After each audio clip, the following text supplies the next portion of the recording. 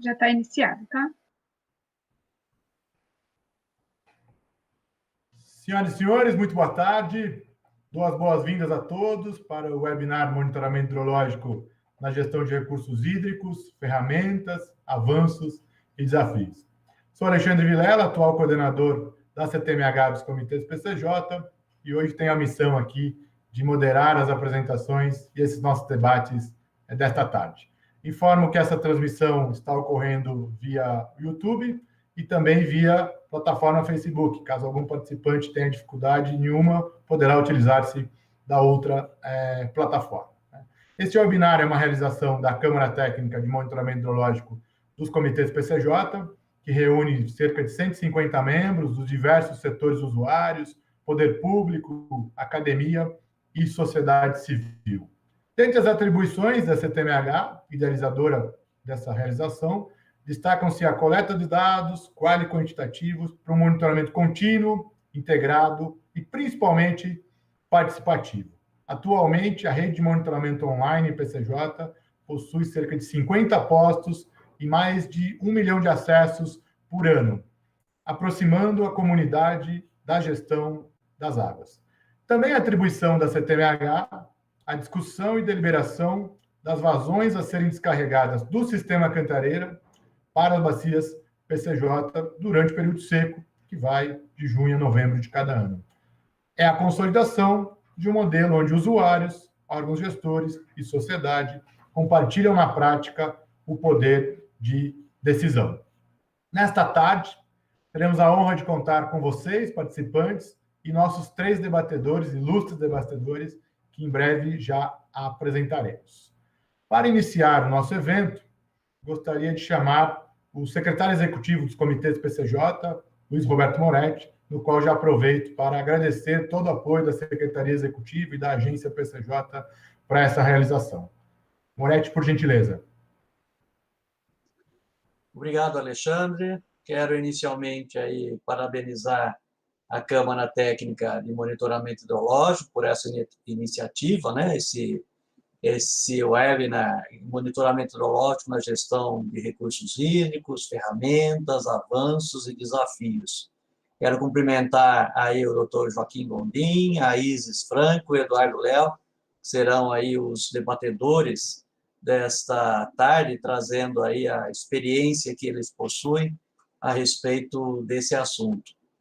Essa Câmara de Monitoramento Hidrológico, ela é a mais sui generis que nós temos no âmbito dos comitês PCJ.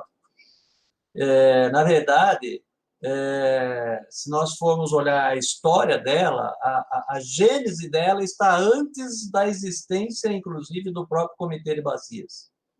Lá na primeira metade dos anos 80, devido a uma série de problemas com estiagem, qualidade de água, mortandade de peixes aqui no Rio Piracicaba, em Piracicaba, foi constituído um grupo de trabalho que, naquela época, tinha DAE, CETESB, SABESP e a CPFL, que, na época, era uma estatal.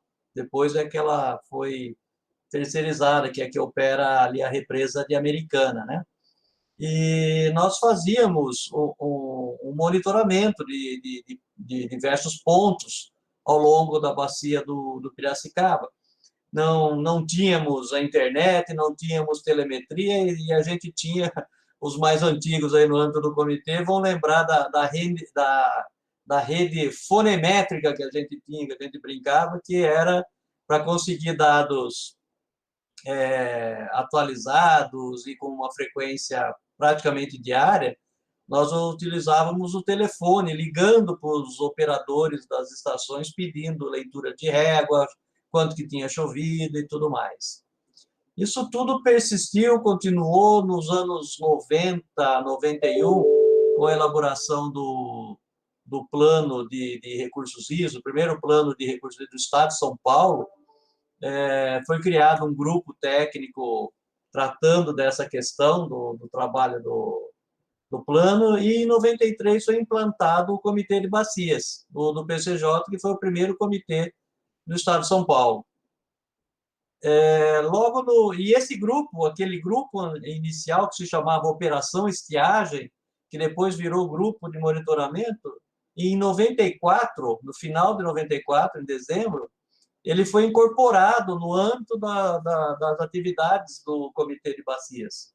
Isso em dezembro de 1994. E eu tive a oportunidade de, pelos 3 primeiros mandatos desse grupo de trabalho, que se chamava inicialmente Grupo de Trabalho de Monitoramento Hidrológico, eu tive a oportunidade de ser o coordenador, o primeiro coordenador dessa atual Câmara Técnica. E em 99, quando eu assumi a Secretaria Executiva do Comitê, eu deixei a coordenação da Câmara Técnica, e aí entrou o Sebastião Bosquilha, depois veio o Astor, e agora o Alexandre com o Paulo Tínio e o Felipe, que estão aí, né, tocando esse magnífico trabalho que estão fazendo.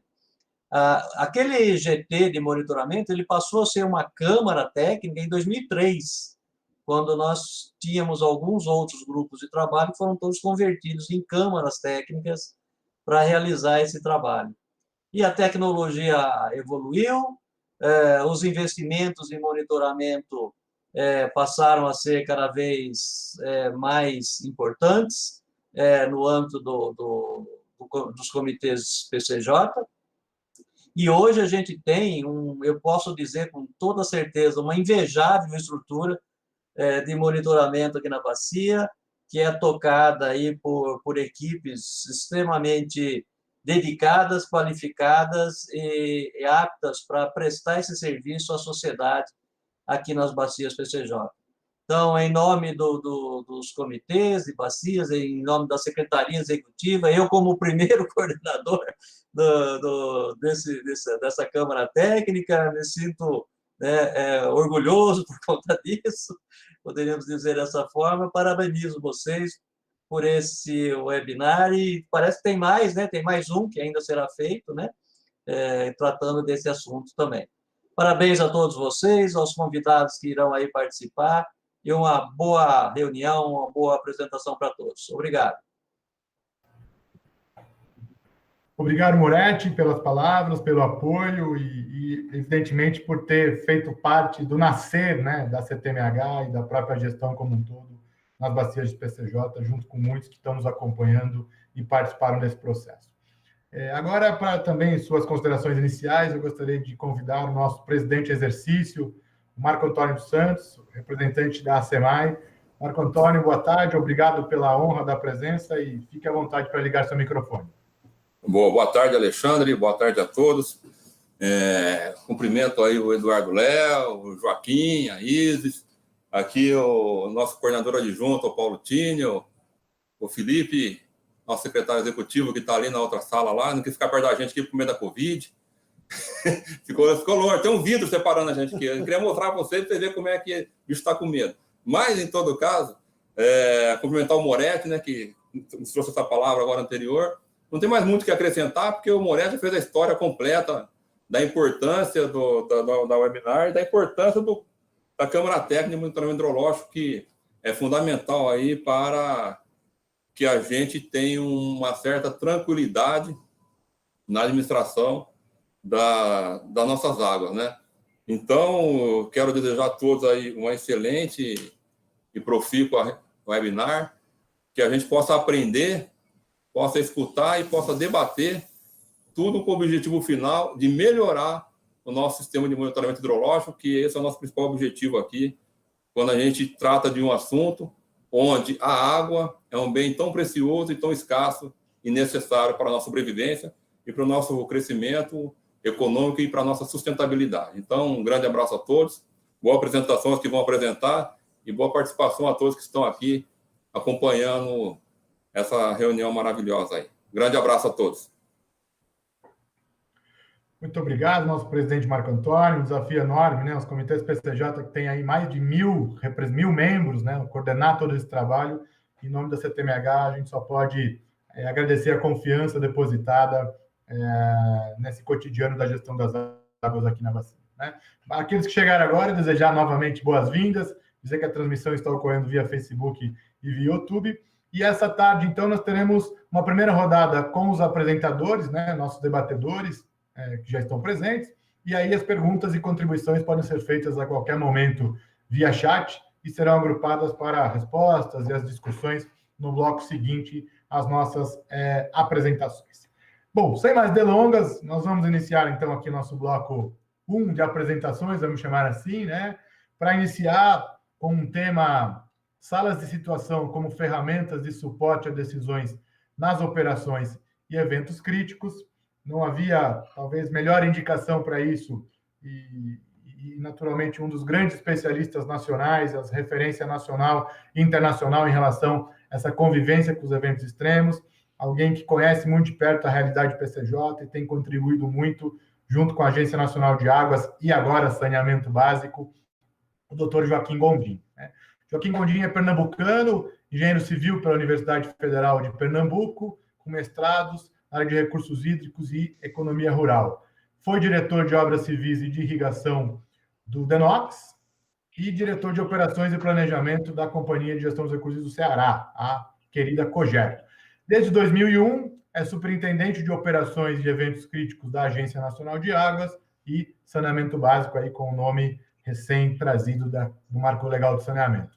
Tendo exercido, até pouco tempo atrás, o cargo de diretor substituto da diretoria colegiada da Agência Nacional de Águas, de fevereiro até agosto. Então, com muita honra e muito prazer, anuncio a todos a presença do doutor Joaquim, do qual agradeço e passo a palavra. Por favor, ligue seu microfone e para suas considerações e contribuições. Muito obrigado. Obrigado, Alexandre.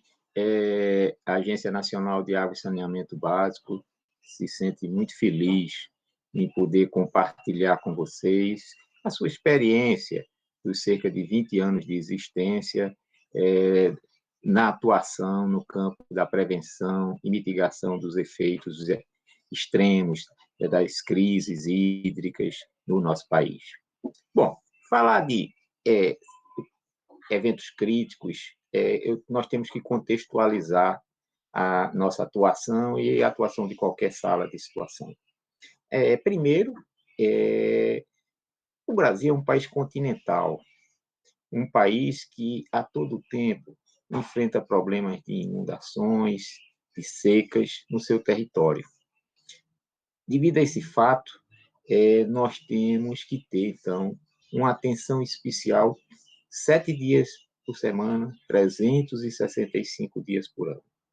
Então, é um trabalho que exige uma colaboração federativa, por conta do tamanho e extensão do nosso país. Então, também é uma outra característica, esse caráter de gestão de recursos hídricos no país, onde temos dominialidades diferentes, dominialidades onde mais de 1,5 milhão de quilômetros de rios são de domínio do Estado, dos estados, e cerca de 100 e poucos mil quilômetros são de responsabilidade e de domínio da União. Então, conviver com essa situação exige um planejamento. E esse planejamento se dá de diversas formas. E o que nós vamos hoje falar é como se dá o planejamento para enfrentamento dos eventos críticos. E falar em eventos críticos, nós estamos vivendo um mundo de mudanças climáticas. Esse mundo de mudanças climáticas, todos os indicadores colocam que vamos ter chuvas mais intensas e secas mais intensas convivendo o tempo todo. Se não bastasse isso, nós também temos as variabilidades naturais do clima, que tem também um papel importante no ciclo. Nós também temos que estar preparados e bem preparados para o enfrentamento dessas variabilidades naturais do clima.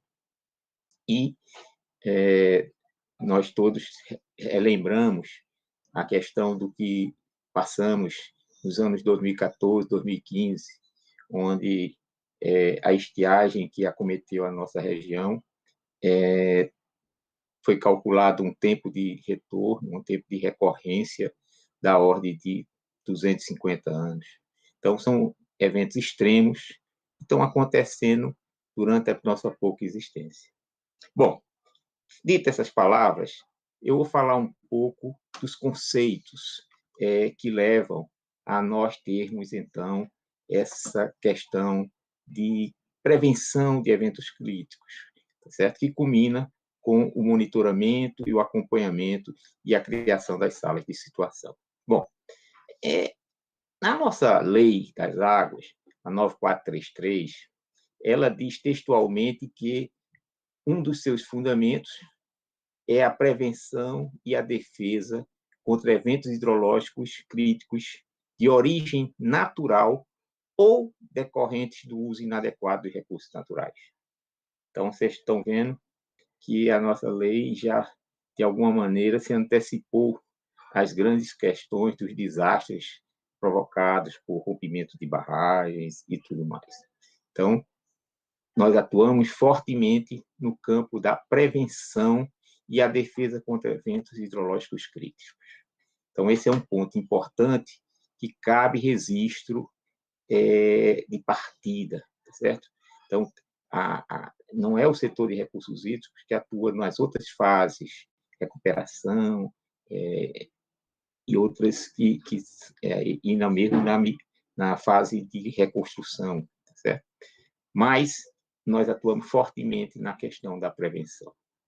Bom, com o advento também da nossa lei da Agência Nacional de Águas, que criou a Agência Nacional de Águas, foi colocado na ANA algumas responsabilidades sobre esse tema. A primeira é que cabia à ANA planejar e promover ações destinadas a prevenir ou minimizar os efeitos de secas e inundações, no âmbito, claro, do Sistema Nacional de Gerenciamento de Recursos Hídricos, em articulação com o órgão central, o Sistema Nacional de Recursos Hídricos, com o Sistema Nacional de Defesa Civil, em apoio aos estados e municípios.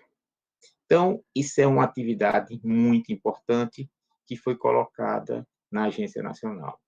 E tinha também uma atividade que já vinha sendo desenvolvida por várias instituições e que hoje é da ANA, que é a questão da rede nacional meteorológica e hidrometeorológica. Então, a agência também foi colocada que ela devia promover a coordenação das atividades no âmbito da rede hidrometeorológica nacional, em articulação com órgãos e entidades públicas ou privadas que integrem, ou que sejam delas usuários. Então, vocês estão entendendo que coube à ANA duas atribuições importantes.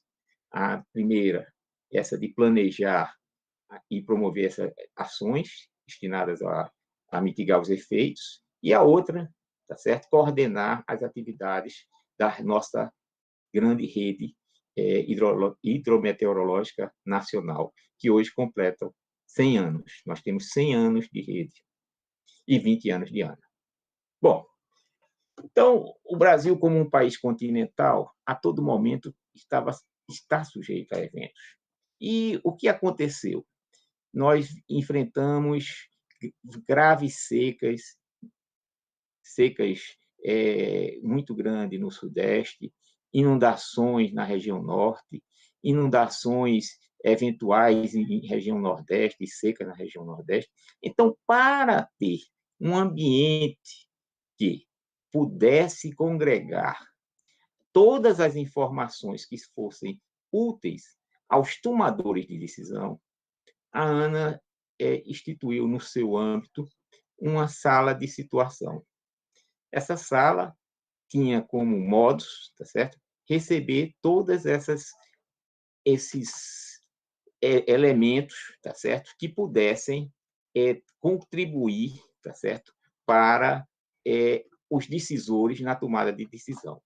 Então, a sala reúne as atividades de coleta, validação de dados, análise com vista à produção de informações confiáveis e em tempo hábil para a tomada de decisão por parte no caso da ANA, dos diretores da instituição. Então, a sala, ela não é a sala da Agência Nacional, ela não é o local da tomada de decisão, mas ela prevém as informações, certo? As mais confiáveis e em tempo hábil para as pessoas que conduzem a instituição tomarem as decisões. Então, esse é o primeiro ponto que eu acho que é importante na discussão sobre sala de situação. Então, na sala de situação, é diferente de um outro ambiente que eu vou falar na frente, que é chamado sala de crise, que é onde os decisores se reúnem, certo? Com a melhor informação disponível para a tomada de decisão. Então, são dois ambientes diferentes. Um é permanente, que é essa da sala de situação, tá certo? E um outro que é instituído sempre que acontece uma crise. Cai um avião. A primeira coisa que se faz é se instituir uma sala de crise para acompanhamento desse evento. Tá certo?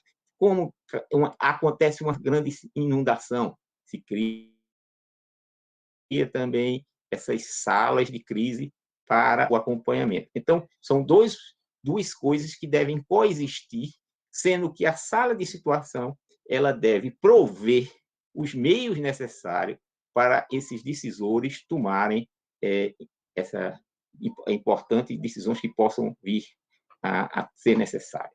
Então, entendida essa primeira parte, que eu acho que é fundamental. Então, a sala de situação, ela produz o quê? Relatórios, produz coleta de informações, consolida essas informações e traduz todo esse ambiente de informações em boletins, em informes, tá certo? Para que o público externo possa ter acesso à informação da maneira mais adequada e para os decisores também terem acesso a essa informação na maneira mais adequada. Para isso, ela se vale de quê? Exemplo, se nós estamos trabalhando com eventos naturais, como secas e inundações, existem os órgãos nacionais que cuidam desse tema.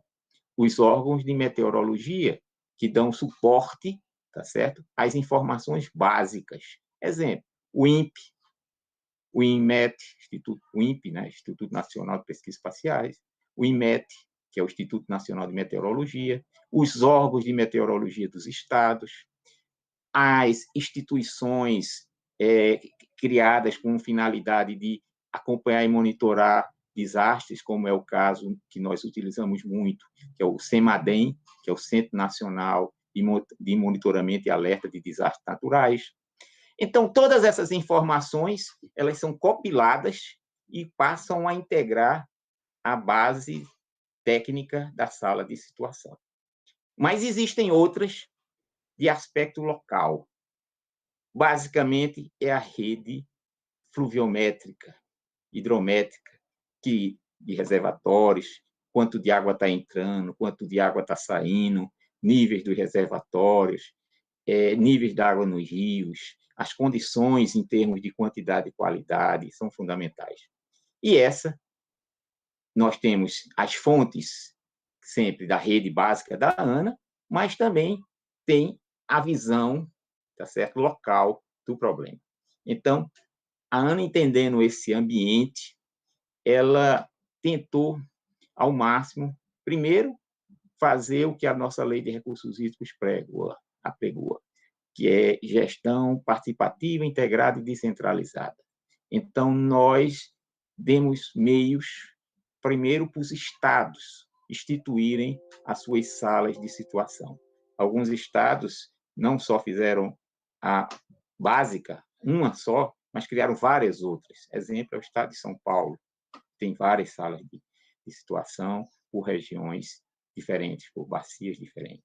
Mas todos os estados da federação, mais o Distrito Federal, receberam algum tipo de contribuição da ANA no sentido de criarem e operacionalizarem suas salas de situação. seja com a parte técnica, seja com a parte conceitual de manuais, esse tipo de coisa.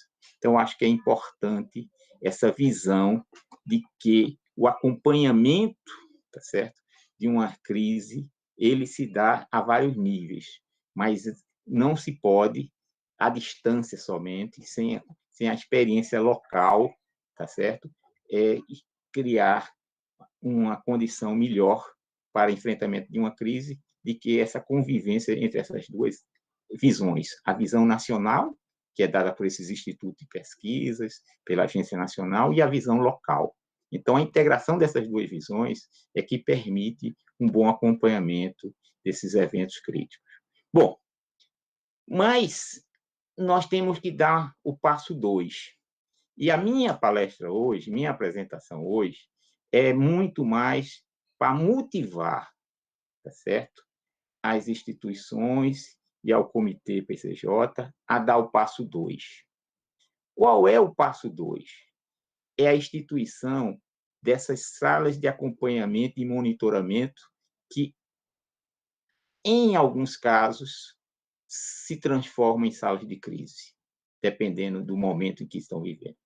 Então, a agência ela tem hoje instituído para as principais bacias do nosso país, como a Bacia do São Francisco, Paraíba do Sul, Tocantins, Paranapanema, Paranaíba, Grande, Região Sul, tá certo? Salas de acompanhamento e monitoramento. E o que são essas salas de acompanhamento e monitoramento? Que não se confunde com a sala de situação física. São salas virtuais, a partir das quais tem uma periodicidade de reunião que depende do caso. Nós chegamos a ter reuniões 2 vezes por semana, como também temos reuniões apenas mensais, tá certo? Para que, com base nas informações dos institutos nacionais de meteorologia, de acompanhamento de desastres, com base nas informações da sala de situações locais, seja do Estado, seja da bacia, se faça para todos os interessados, usos e usuários interessados na bacia, trazer informações as mais adequadas para o momento que estão vivendo. Então, com isso, nós, por exemplo, na bacia do São Francisco, enfrentamos 7 anos de seca consecutivos, que foram dos anos 2011, 2012 até o ano de 2019.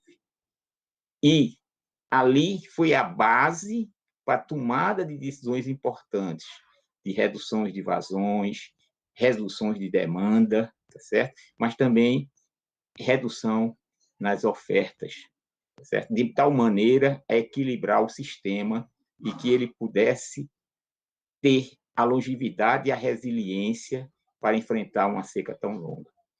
Então, em tese, o que eu trago hoje para vocês é essa experiência de termos salas de acompanhamento que se somam às salas fixas e permanentes de situação para o enfrentamento e o acompanhamento da situação geral dos sistemas. Então, essas salas hoje todas são virtuais, onde a agência faz uma convocatória para aquele público interessado.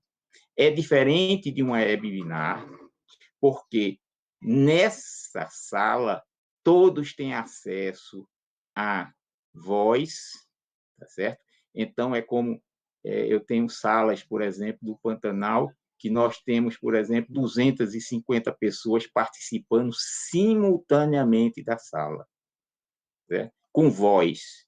Claro, tem uma mediação, tem regras de fala. Normalmente, os softwares hoje dão a permissão de levantar a mão virtual.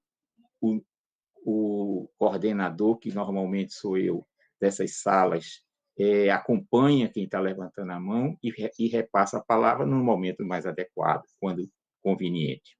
Então, qual é a minha participação? Acho que se pudesse ter assim uma coisa importante, era a criação da sala de acompanhamento da situação da bacia do Piracicaba.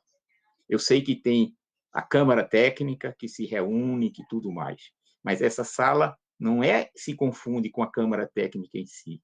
Ela tem uma visão de fornecer a todo mundo, a todos os usuários e pessoas interessadas, o que está acontecendo na bacia. Essas reuniões da ANA, elas são gravadas e disponibilizadas no site, de tal maneira que mesmo as pessoas que não puderam, em tempo real, assistir à sala, possam ter acesso a elas. Então, a proposta que eu trago hoje para vocês, e quero me colocar à disposição, se vocês concordarem, para a gente realizar os primeiros eventos dessa sala de acompanhamento e monitoramento, tá certo? Ainda esse ano, eu acho que é possível. Vivemos um momento delicado hoje. Nossas chuvas que têm acontecido nas bacias PCJ têm se situado muito abaixo da média, a níveis, inclusive, próximos dos de 2014, em muitas situações abaixo de 2014. Então, vivemos um momento de alerta na bacia, conforme nossas próprias regras de operação do sistema. Então, eu venho propor, Marco Antônio, eu venho propor, Alexandre, eu venho propor, Moretti, que nós nos integremos com o DAE, que está aqui duplamente representado pelas pessoas do Moretti e dos outros representantes, tá certo? No sentido de instituirmos já a nossa sala de acompanhamento e monitoramento do PCJ, tá certo? Com reuniões virtuais, com a frequência que o momento exigir. Então, com essas palavras, e dentro do meu tempo, eu me colocaria à disposição depois para maiores esclarecimentos. Mas a minha proposta, a proposta de termos já essa sala de acompanhamento e monitoramento, que pode, em algum momento, se transformar até em sala de crise. Sala de crise. Porque, talvez, em algum momento, se precise tomar algum tipo de decisões. Então, a agência se coloca à disposição para dar a metodologia, coordenar, talvez, a primeira reunião com a participação de vocês dando a lista das pessoas interessadas, as pessoas que deviam participar, que aí vocês é que conhecem o sistema, mas nessa primeira reunião, na segunda reunião, nós podermos contribuir com essa coordenação no sentido de vocês terem essa sala de acompanhamento e monitoramento. É diferente de um webinar, volto a insistir. No webinar, nós podemos ter 1.000 pessoas participando, mas via chat, via tudo. E essa outra maneira é uma participação plena. Plena no sentido que tem voz, pode apresentar, pode discutir, com, claro, toda a restrição de ter o tema adequado, usar o tempo da maneira mais adequada. Então, essa é a nossa proposta, Alexandre, essa é a nossa proposta, Moretti, essa é a nossa proposta, Marco Antônio, de nós termos, efetivamente, para a bacia, o passo 2, já que o passo 1 eu nem vou falar. A sala de vocês é excelente, a sala de situação da bacia é excelente, está ao nível das melhores salas de situação que o Brasil tem. Mas sobre ela não me cabe mais comentários. Me cabe agora irmos para o passo 2, que é essa sala de acompanhamento e monitoramento. Muito obrigado. Eu passo de volta a palavra para você, Alexandre. Muito obrigado, doutor Joaquim, pelas palavras, pelas provocações e, evidentemente, pela proposta, né? O Joaquim sempre muito propositivo e, evidentemente, que iremos internalizar, iremos, né, junto ao comitê, junto aos órgãos gestores da bacia, né? Muitas vezes a gente tem que lembrar também que aqui tem um terceiro órgão gestor fundamental, que é o IGAN, né? Ou seja, que as nossas nascentes também estão lá em Minas Gerais e que aquela região de nascentes tem um papel fundamental para a segurança hídrica, tanto da região metropolitana de São Paulo quanto do PCJ. Né? Acho que o Joaquim também, depois, acho que para a gente fomentar um pouco as discussões, né, trouxe um desafio, eu diria, né? Um instrumento, sistema de informações, né? Como juntar diferentes bases de dados e depois transformá-las em informação para que possa, de fato, ser uma ferramenta de subsidiar as decisões. E nessa questão dos eventos extremos, né, acho que tem uma fala que o Dr. Joaquim tem colocado sempre, que é a diferença conceitual entre prevenção, defesa e convivência com os eventos extremos. Eu acho que o novo mundo, né, independente do pós-pandemia ou pré-pandemia, traz esses três conceitos, né? Ou seja, será que a defesa é o melhor instrumento? Claro que é um deles, né? Mas talvez a convivência seja aquela que mais permita e tem permitido a gente evoluir. Mas a conversa está ficando boa e daqui a pouco nos debates a gente volta aí para esses três tópicos. Mais uma vez, agradeço a Cristiane Dias e toda a diretoria colegiada da ANO por todo o apoio para esse webinar e, evidentemente, para a gestão nos dias a dias.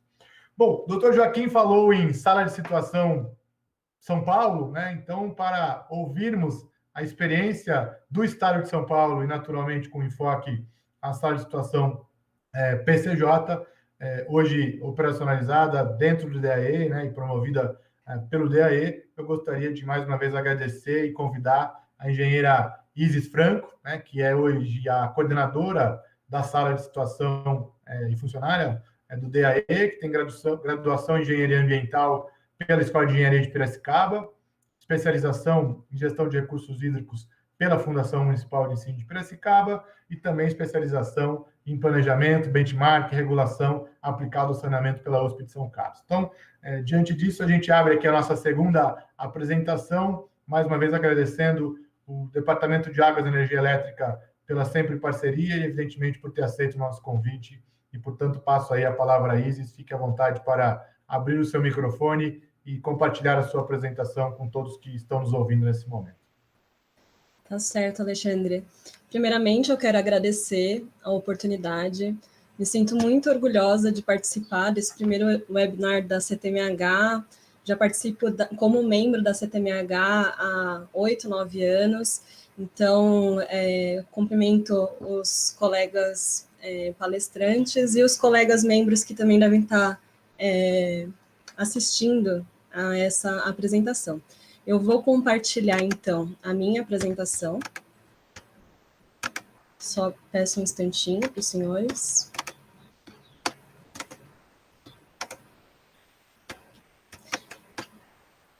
Alexandre, me diz, está compartilhado? Estamos vendo sim, Isis, por favor. Então tá, então eu vou iniciar minha apresentação. O Joaquim trouxe para nós uma abordagem mais ampla, né, das salas de situação que existem no Brasil. Eu vou trazer uma abordagem bem mais específica, falar um pouco de salas de situação que tem no estado de São Paulo, mas focar bastante na sala de situação PCJ.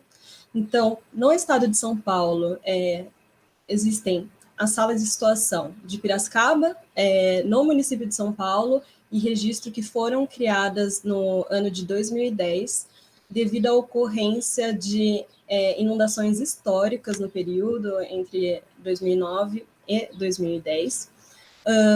Atualmente, de forma presencial, e quando eu falo presencial, fora do contexto de pandemia, né, pessoas atuantes nas salas de situação, nós temos nos municípios de Piracicaba, que existe o monitoramento das bacias do PCJ, São Paulo e registro. O DAE, por meio do Centro Tecnológico de Hidráulica, que é um departamento do órgão, tem desenvolvido uma ferramenta via CIB, que é um sistema de informação, a fim de desenvolver uma operação semiautomática para outras salas de situação, que é o caso da sala de situação de São José do Rio Preto, Ribeirão Preto, Taubaté e Sorocaba. Então, a ideia é que sejam identificados pontos críticos nessas bacias e de forma que possa automatizar o monitoramento nesses locais, tá?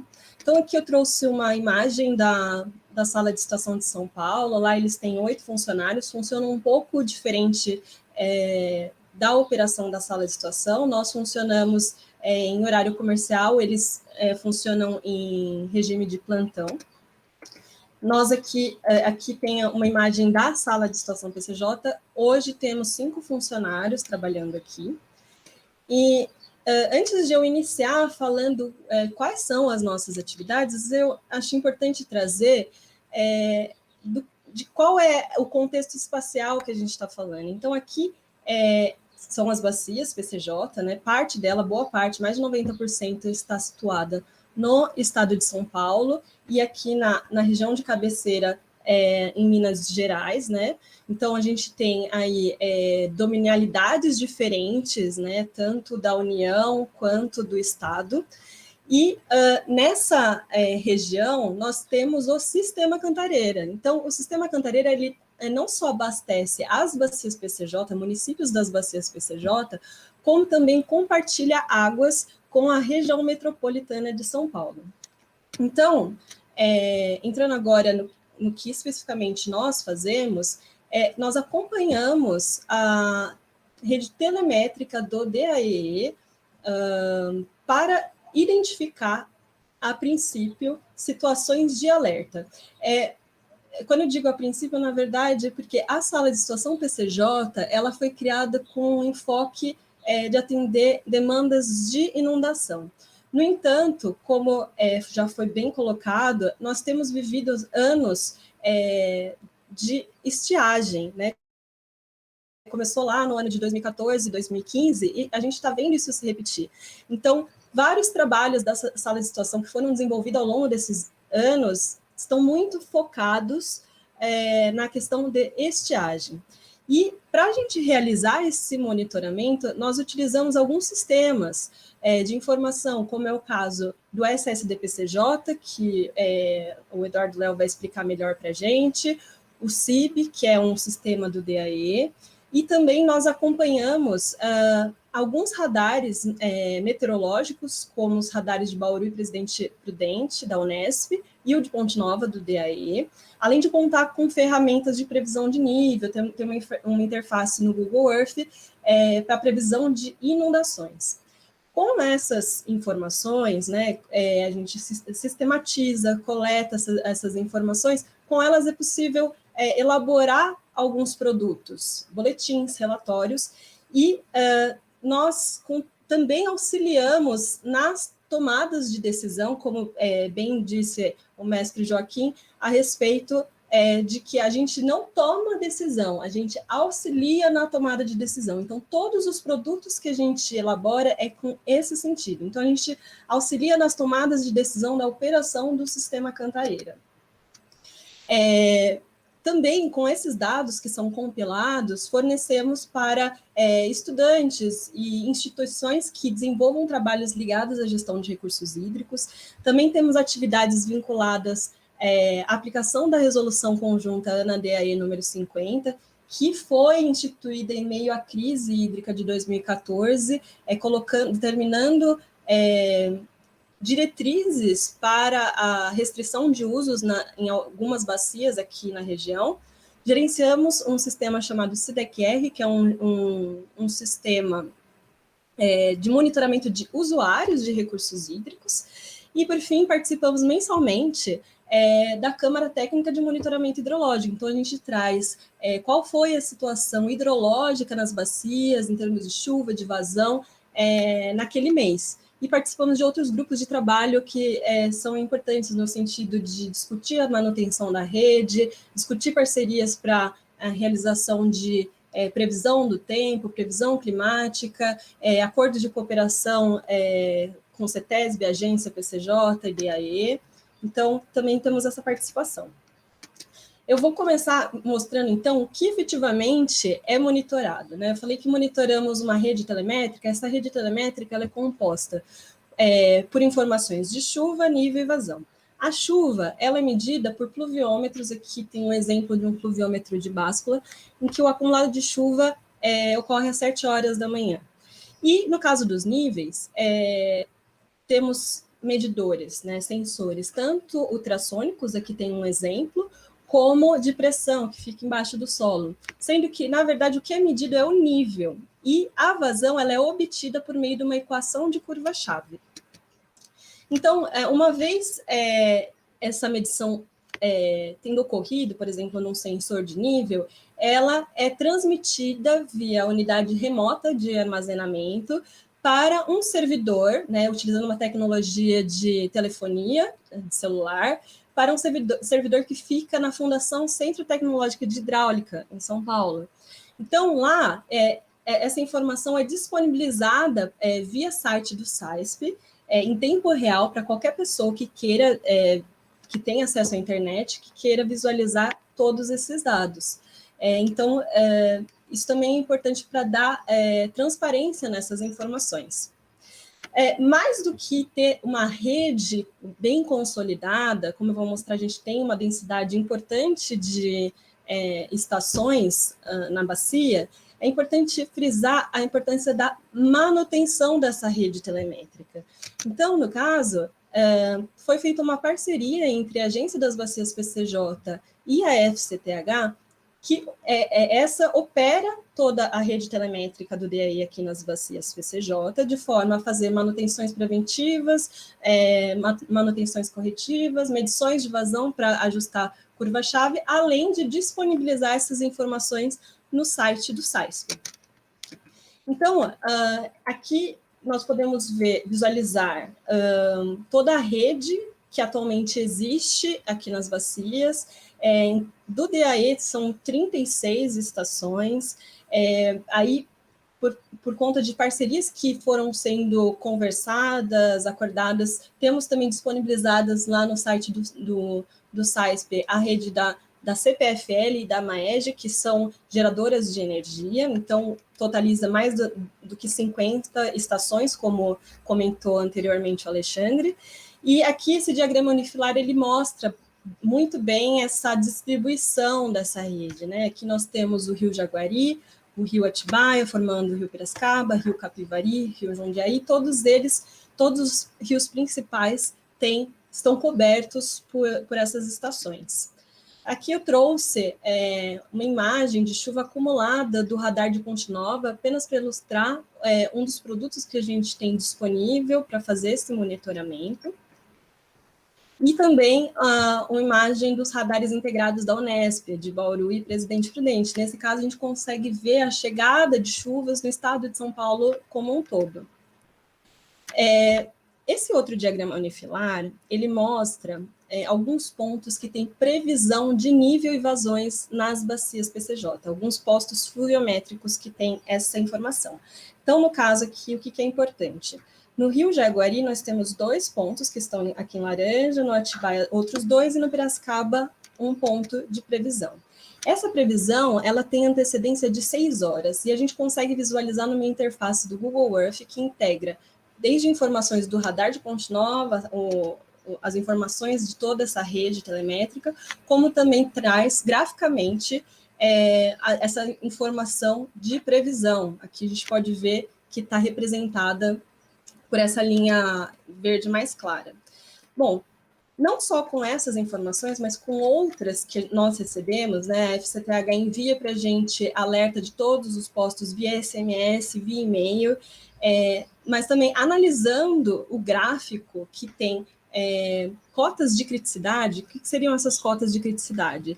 Por exemplo, aqui no Rio Atibaia, em Atibaia, nós temos cota de atenção, alerta, emergência e extravasamento. Então, aqui tem um exemplo de já uma ocorrência de extravasamento, né? Vejam que está em vermelho, no Rio Atibaia. Mas com todas essas informações, com todo o monitoramento dos radares, é possível enviar um relatório de alerta para a Defesa Civis.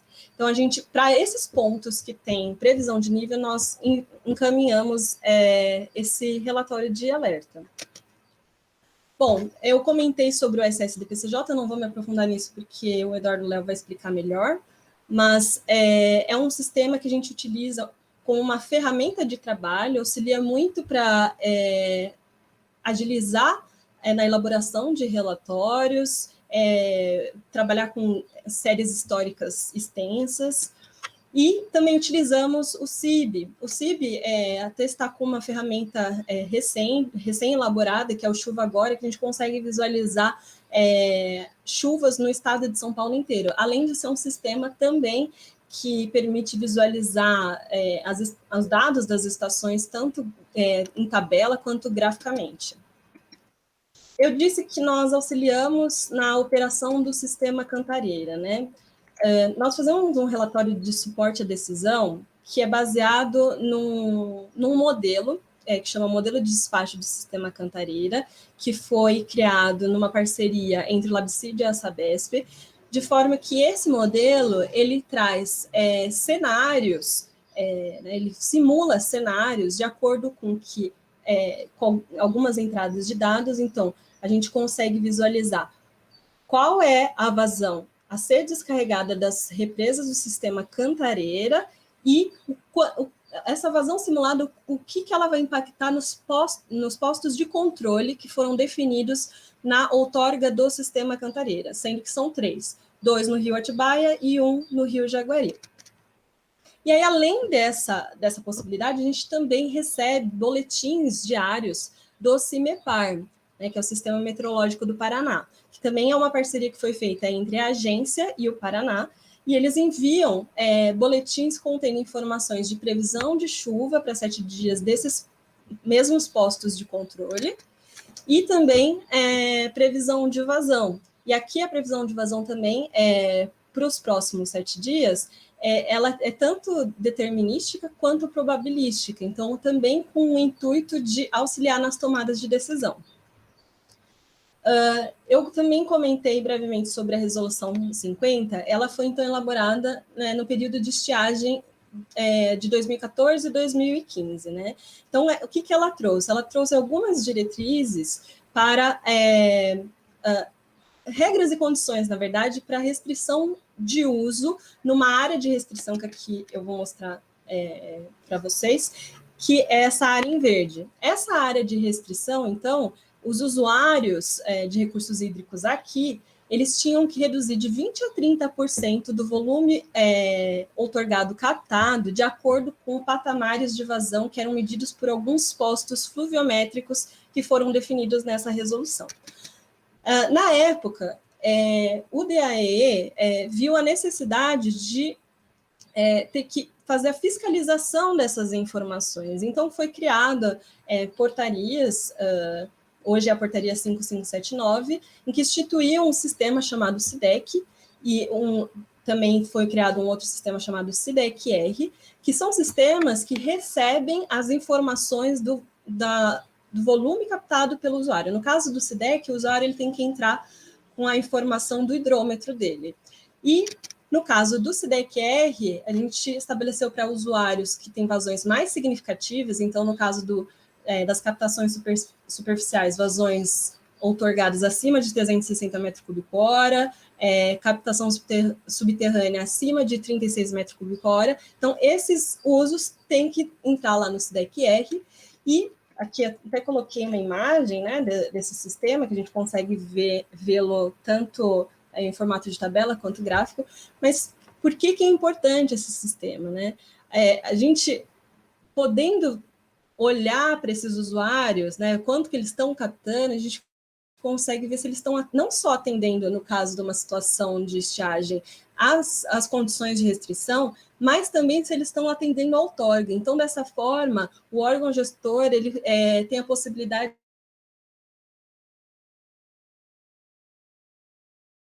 como já foi dito também, a gente tem vivido períodos em que a disponibilidade hídrica está mais escassa pela falta de ocorrência de chuvas. Então, é uma ferramenta de planejamento e de gestão. Bom, era isso que eu tinha para apresentar, que eu trouxe para vocês. Me coloco à disposição depois para a gente fazer as discussões. Muito obrigado, Isis. Obrigado ao DAE, não só pela apresentação, né, mas pela gestão diária, né? Evidentemente que, como o doutor Joaquim diz, um grupo pode se reunir uma vez por mês, mas a realidade é a cada minuto, né? O rio muda, os usos mudam e evidentemente que os conflitos também acabam se acentuando. Então, agradeço aí a Isis, que trouxe uma experiência aplicada, né, da gestão nas bacias PCJ. Depois a gente pode conversar um pouco, acho que nos debates, dos desafios de fazer essa integração e fazer essa informação chegar em quem tem que chegar, seja os usuários, seja a própria Defesa Civil, enfim, todos os sistemas públicos existentes. Acho que depois a gente podia aperfeiçoar e juntar com as perguntas do público para a gente debater um pouco mais isso. Então, obrigado, Isis, agradeço mais uma vez a participação do UDAI. E agora, partindo para o nosso terceiro bloco de apresentadores, eu gostaria de chamar aqui o nosso querido, né, por todos, Eduardo Léo, representante aqui da agência PCJ. O Eduardo Pouco Léo é bacharel em gestão ambiental pela Universidade de São Paulo e mestre em ecologia também pela Universidade de São Paulo, a Exalc, né? Atualmente coordena a área de sistemas de informação da Fundação da Agência das Bacias PCJ, onde é responsável por projetos envolvendo exatamente o planejamento de recursos hídricos, o enquadramento, a questão do monitoramento e todas essas questões relacionadas à compilação de dados e principalmente os sistemas de suporte à decisão, que é o tema que convidamos a agência PCJ, através do Eduardo Léo, para compartilhar conosco, no sentido de que ferramental se tinha, que ferramental se tem, para que, de fato, cada usuário, cada cidadão, cada órgão gestor possa se utilizar para usar os dados do monitoramento hidrológico no cotidiano da gestão e da tomada de decisão. Então, Eduardo Léo, mais uma vez, agradeço o Sérgio Razeira, diretor-presidente da agência, pela participação, e passo aí a palavra para as suas considerações e compartilhar a sua apresentação.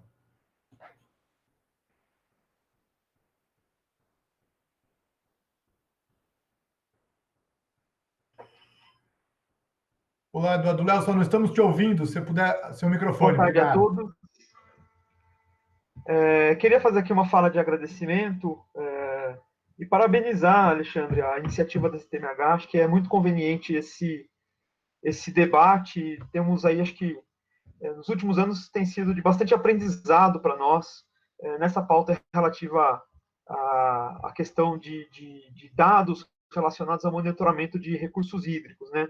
E também eu quero explorar um pouco mais aqui com vocês a questão das ferramentas de suporte, dos recursos que a gente tem, dos serviços que a gente pode ter para poder fazer o melhor proveito possível desses dados. Quero também cumprimentar aos demais interlocutores aqui desse evento, né? E, enfim, me colocar aqui à disposição para promover esse debate. Eu vou falar aqui um pouco com vocês, então, sobre uma ferramenta que nós estamos desenvolvendo.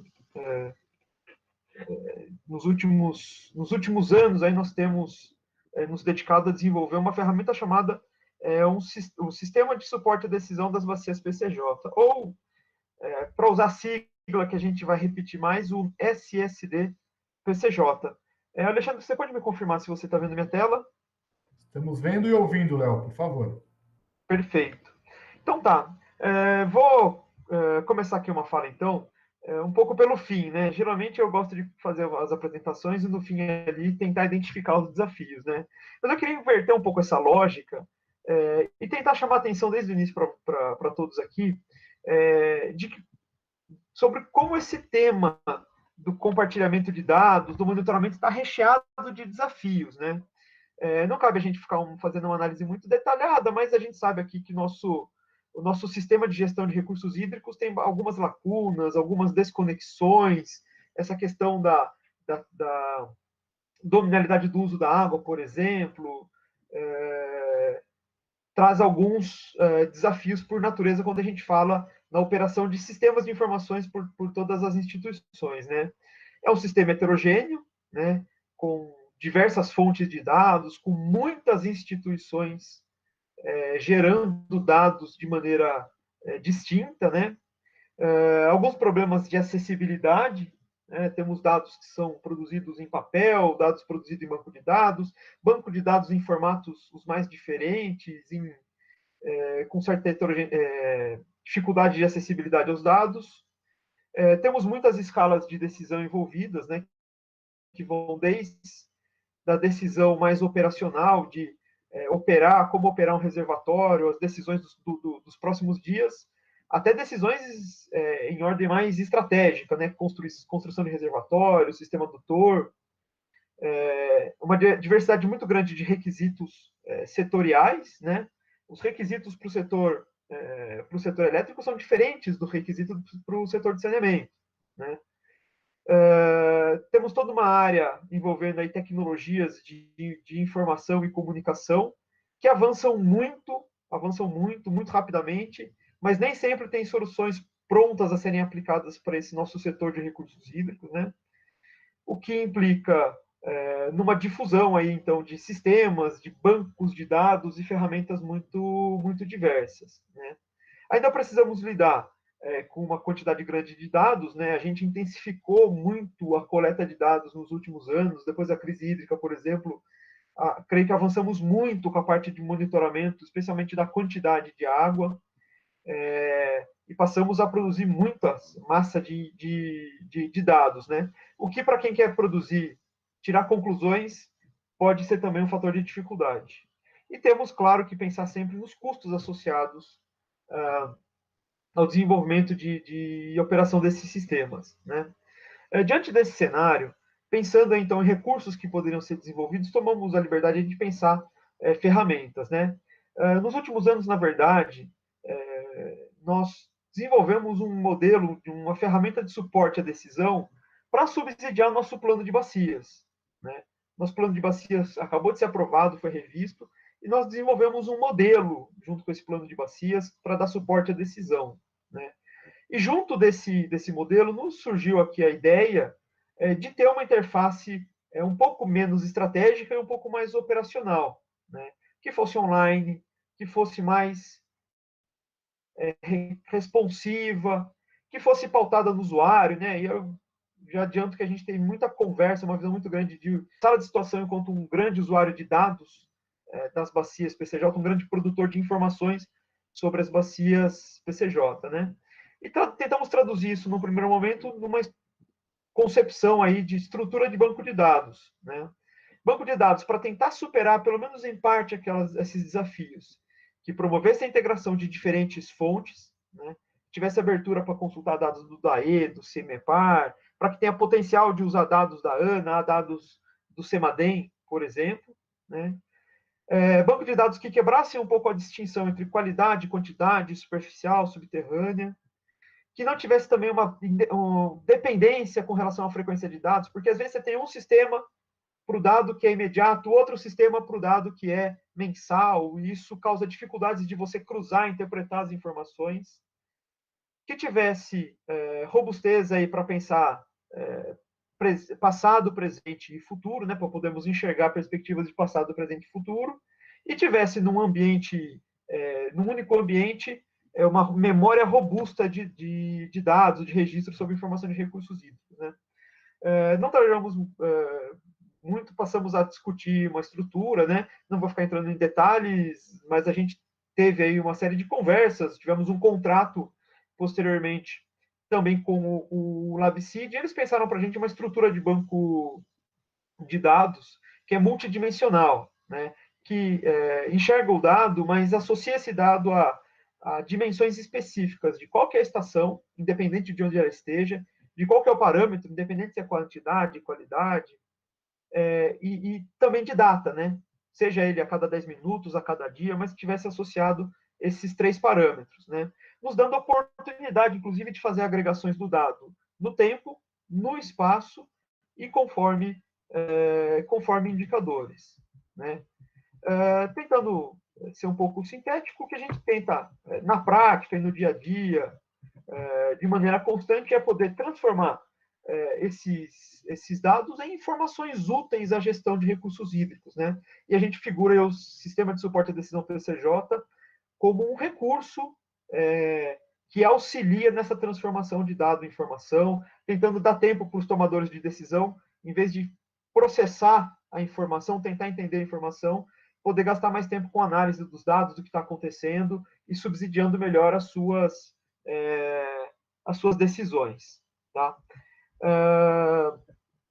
Então, em termos de concepção, nós partimos para o desenvolvimento, então, de uma ferramenta que tem uma série vamos dizer assim, de módulos, sendo um módulo mais evidente aqui o de monitoramento, né? Mas também desenvolvemos aqui um módulo de mapas para que a gente pudesse associar a visualização dos dados do monitoramento com visualização de informações espaciais, né, associadas a sistemas de informação geográfica. Também aqui um módulo dedicado à previsão, né? Como acho que a Isis deixou bem claro, a gente já tem uma perspectiva de trabalhar as perspectivas de futuro das nossas informações, né? E também aí estamos desenvolvendo um observatório que tivesse indicadores um pouco mais no nível tático, né, da bacia, pensando aqui principalmente as questões mais relacionadas ao plano de bacias, assim como painéis mais sintéticos. A gente está trabalhando nisso hoje também, no desenvolvimento, a partir desses bancos de dados, de painéis sintéticos que resumam a situação da bacia, né? Aí, finalmente, destaco aqui, a grande origem disso aqui estava numa ferramenta de modelagem que serviu de subsídio ao nosso plano de recursos hídricos, tá? E sempre com uma preocupação aí de documentando tudo, criando a documentação dessas ferramentas aí, para que ela possa ser usada da maneira mais intuitiva possível pelos usuários, tá? E aqui a gente também tem um exemplo que eu queria evidenciar para mostrar a importância da intuitividade. A gente está tentando desenvolver sistemas que não sejam muito dependentes de grandes manuais, de leitura prévia de guias, ou de grande conhecimento aí sobre as informações. Então, por exemplo, um dos módulos que a gente desenvolveu permite, na verdade, que a gente tenha informação sobre a informação, né?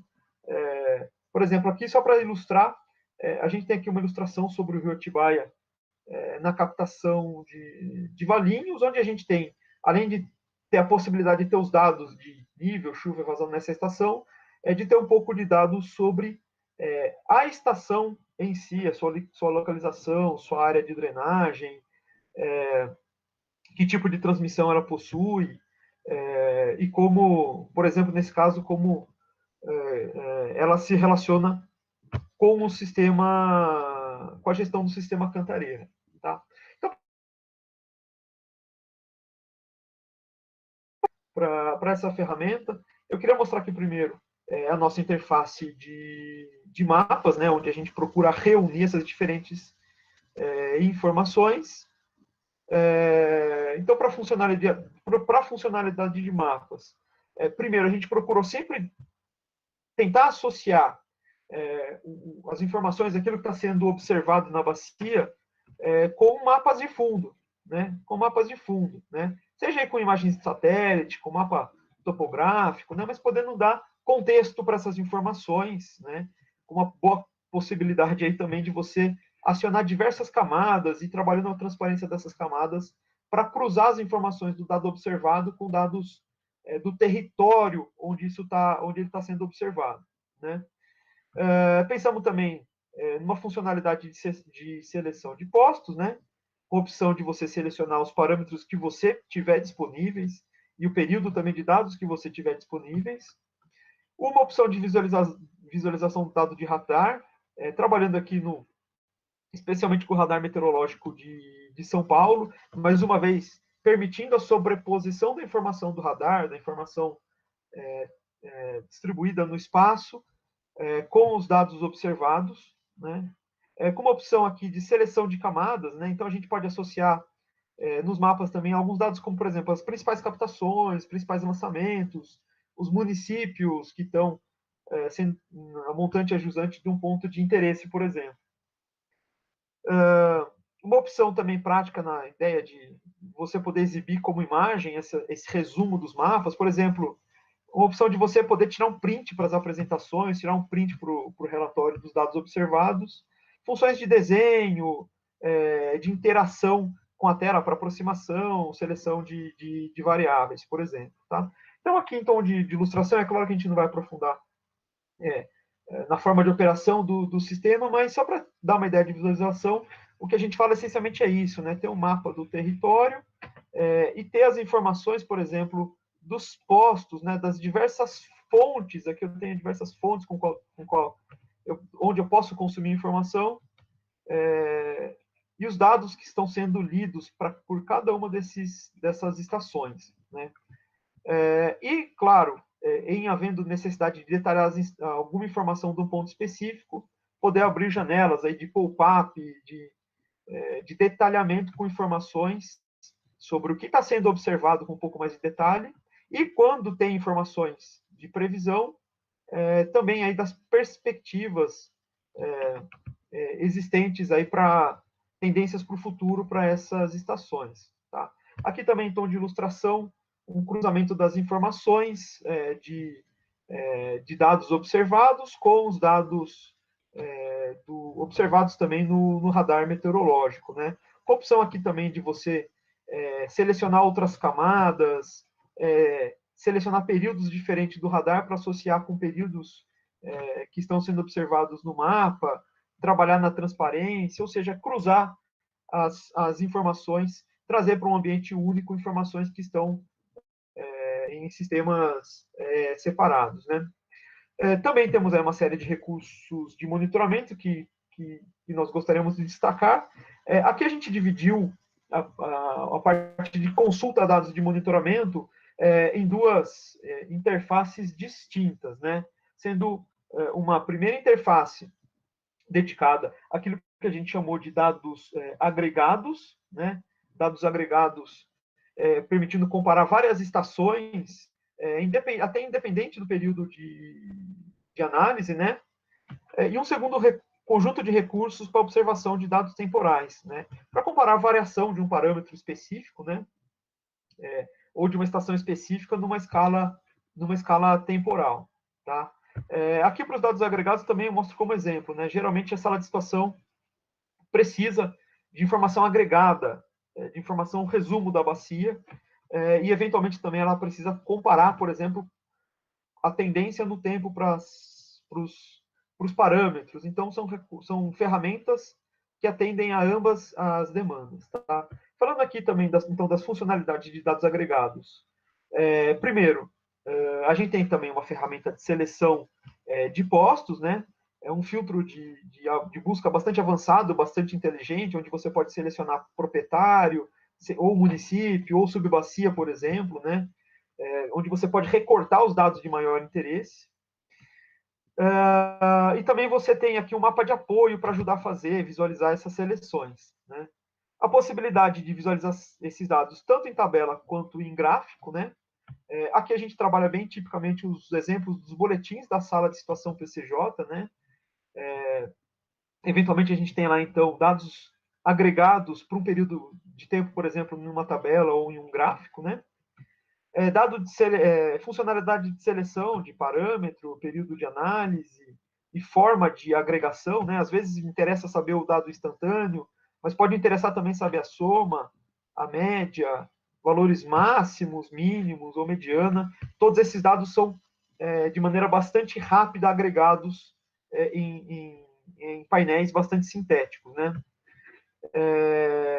Tem uma posição bastante interessante que é de você criar consultas favoritas, para você não ter que cliques repetindo procedimentos de consulta para pontos ou situações de maior interesse, e uma liberdade muito grande também de exportação de tabelas para Excel.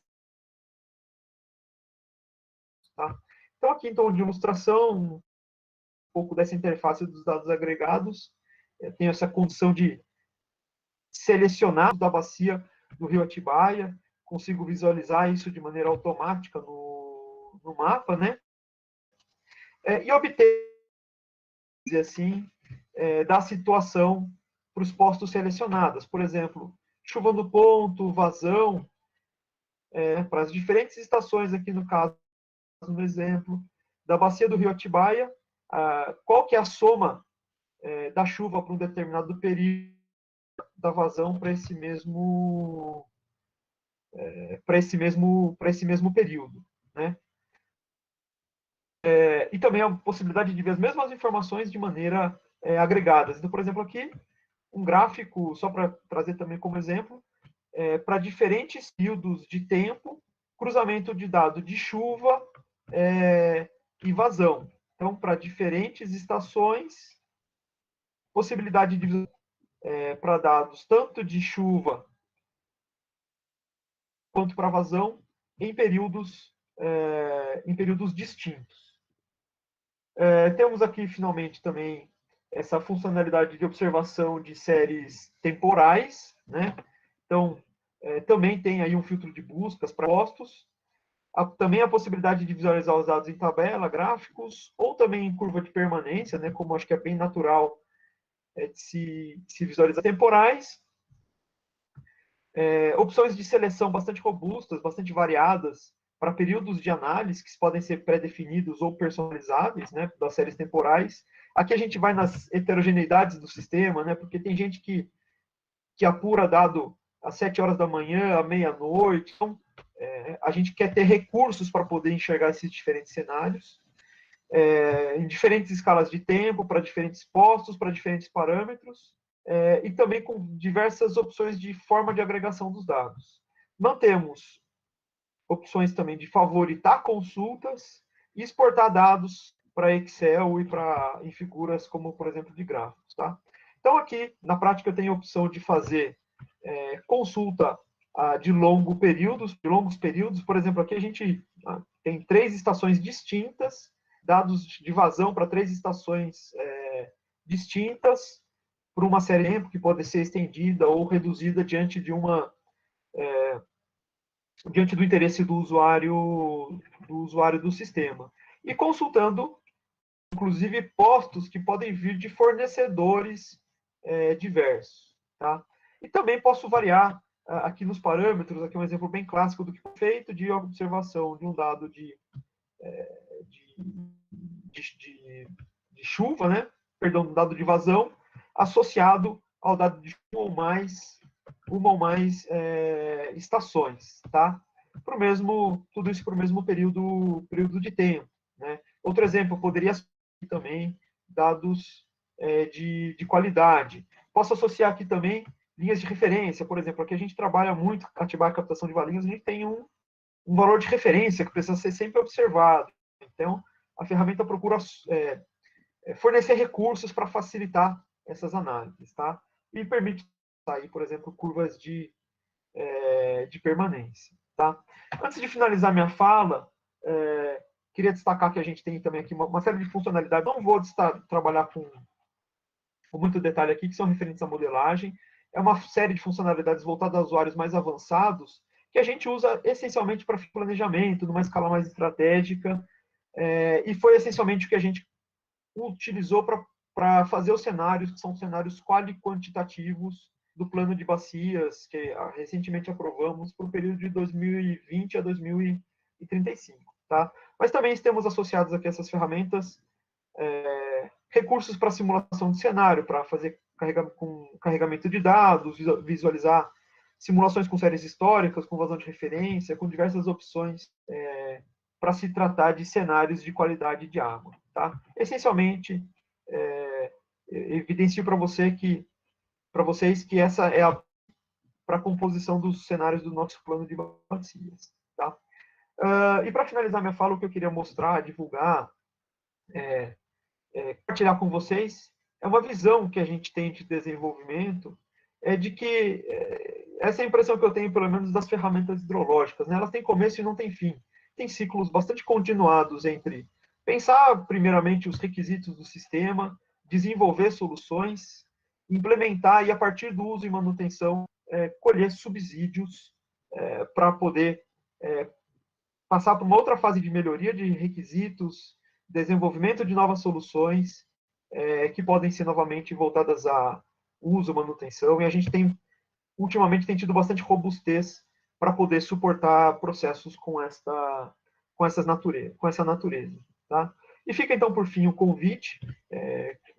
Embora o sistema esteja numa fase bastante inicial, né, a gente tem dialogado bastante com a sala de situação sobre o uso dessas ferramentas, e já temos bastante recursos aí que estão disponíveis, estão no site da agência. Quem tiver curiosidade, quiser consultar essa ferramenta, pode acessá-la através do link que eu estou divulgando agora. Tá? E ficar de olho também, porque novas etapas de desenvolvimento certamente seguirão aí nos próximos meses e anos. Né? Já estamos conversando bastante com a CTMH sobre a possibilidade de ter, por exemplo, painéis sintéticos para bacia.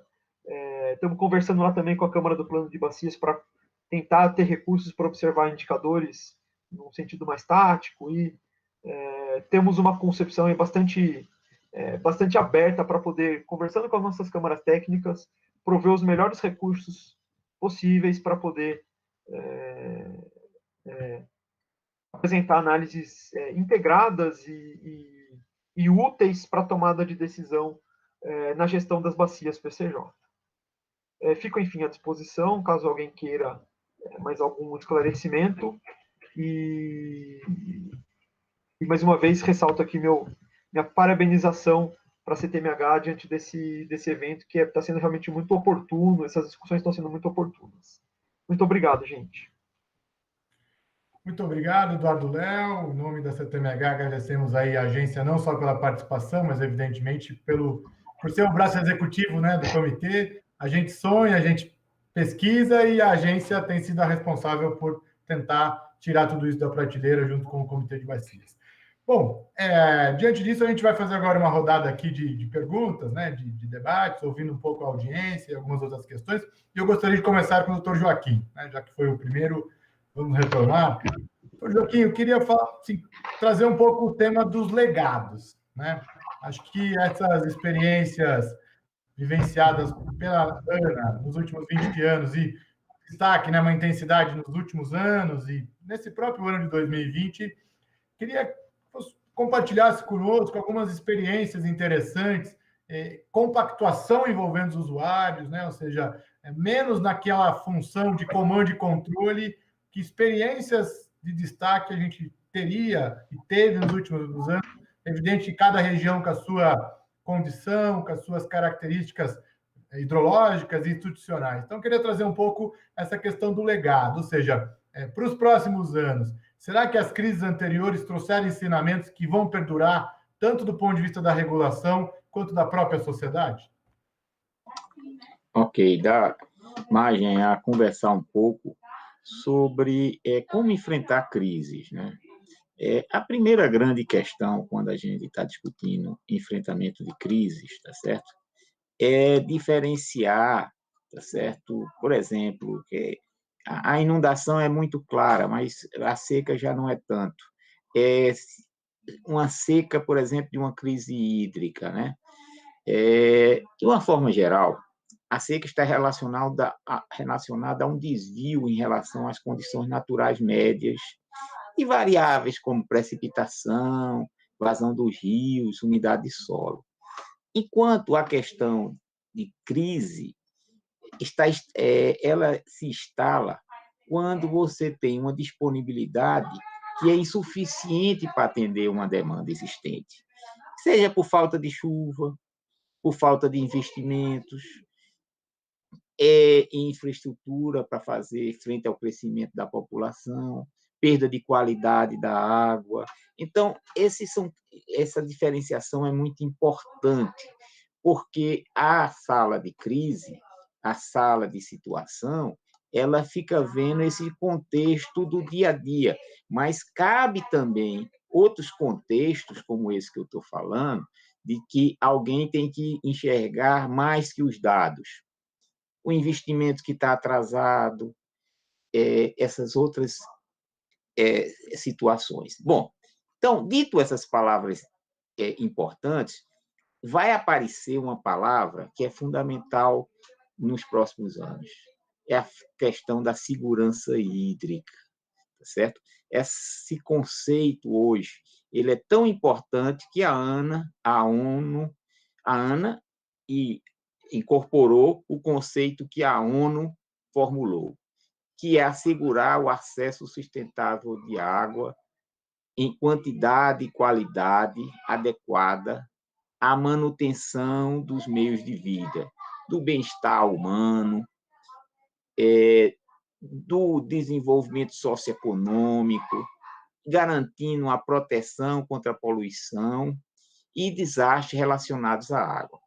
Então, preservar os ecossistemas em um clima de paz e estabilidade política. Então, esse é um conceito fundamental que nós temos que incorporar. E, por último, Um outro conceito que nós temos também de trazer para o nosso dia a dia das crises hídricas que nos assolam é a questão de respostas à crise. Normalmente, o que se tinha no passado eram medidas emergenciais realizadas durante ou após a crise.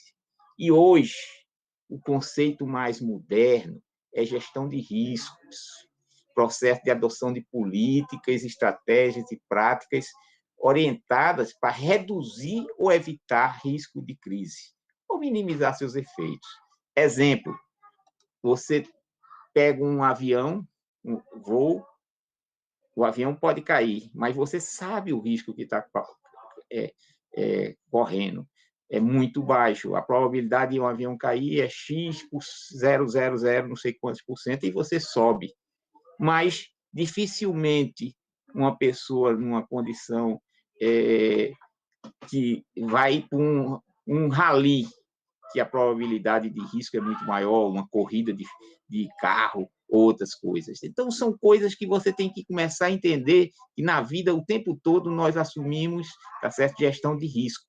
E nós temos que assumir agora também, para o campo dos recursos naturais, para o campo dos recursos hídricos, a gestão de risco.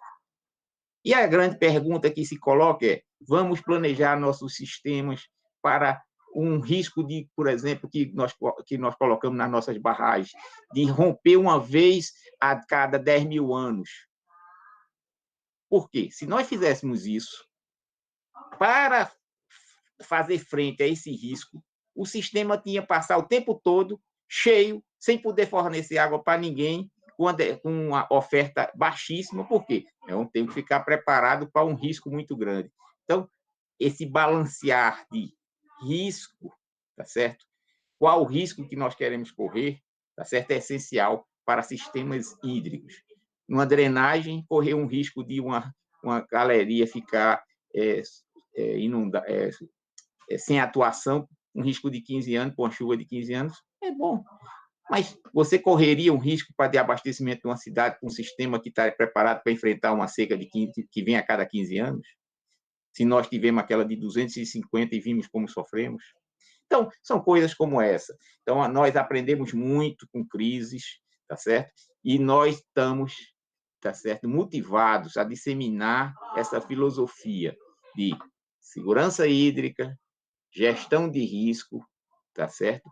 E o que eu falei de compartilhamento da situação com os interessados através dessas salas de crise, essas salas que permitem, então, que todos tenham a melhor informação disponível em tempo real. Essas são as experiências, eu acho que seria, de um grosso modo, assim, muito ligada, claro, que eu falei um pouco mais nas coisas ligadas à seca, mas que é nosso evento mais recorrente hoje em dia, aqui na região. Mas eu poderia falar outras questões relativas a inundações, mas vou ficar um pouco no aspecto das crises hídricas, mais motivado pela escassez. Muito obrigado, mestre Joaquim. Acho que a gente vai ter mais uma rodada, acho que a gente pode se aprofundar um pouco em alguns exemplos mais concretos nessa próxima. Agora eu queria trazer aqui uma reflexão para a Isis, né, da sala de situação do DAE, já que o tema do nosso webinar aqui são avanços, desafios, e essa conversação com os múltiplos atores, né, Defesa Civil, municípios, usuários. Queria ouvir um pouco da sala de situação, o que ela tem percebido, né, do ponto de vista desse reconhecimento da sociedade, né, dos usuários, da imprensa. Evidentemente, né, que no momento de crise, como o Joaquim disse muito bem, a demanda com certeza é muito maior, mas qual é a percepção do quanto o reconhecimento social da existência de uma sala de situação tem ocorrido numa bacia hidrográfica através das demandas que acabam chegando na sala, seja para um empreendedor que vai se implantar, a imprensa que quer fazer uma matéria, ou o próprio Ministério Público que acaba usando os dados para orientar seus inquéritos civis. Queria que você falasse um pouquinho disso, ou seja, o que você tem percebido do reconhecimento social da sala de situação? Ok, Alexandre. O que a gente convive no dia a dia é mais com pessoas que estão estudando a área de gestão de recursos hídricos, porque elas necessitam dessas informações, então acabam encontrando a gente, acabam entrando em contato com a sala de situação. A imprensa também, é muito interessante perceber até como a própria imprensa aprendeu a utilizar os produtos da sala de situação, né? Eu me lembro que no início a gente tinha demandas assim, liga uma determinada emissora, logo depois liga a outra, e aí a gente foi fazendo um processo de orientação, né? A gente pegava com esse tipo de usuário do nosso sistema de informação, vamos dizer assim, a gente pegava, parava um tempo, falava como entrar no site, que tipo de produto lá tinha disponível, isso não só com a imprensa, né? Até com esses estudantes, a gente pontuava onde que era possível encontrar a informação e de que forma utilizá-la, né? Inclusive, muitos dos nossos boletins a gente também acabou adaptando a fim de atender esse tipo de demanda, né? Por exemplo, no nosso boletim diário tem lá uma tabela de vazão em que existe não só a comparação da vazão que está ocorrendo no dia de hoje com a média da série histórica, mas também a vazão comparada com o ano anterior, porque era uma demanda muito recorrente. A imprensa vira e mexe ligava para a gente querendo saber exatamente isso. Então, a gente também acabou adaptando o nosso produto a fim de atender a imprensa. Com relação à sociedade em si, o que a gente percebe assim, quem está mais diretamente impactada que costuma entrar em contato com a gente. Por exemplo, já ocorreu de pessoas moradoras ou mesmo que trabalham ali na Rua do Porto, aqui em Piracicaba, entram em contato conosco porque estão preocupadas, por exemplo, com a possibilidade de ocorrência de uma inundação. Então, assim, a gente vê que quem está mais diretamente afetado por esse tipo de evento tem conhecimento da sala.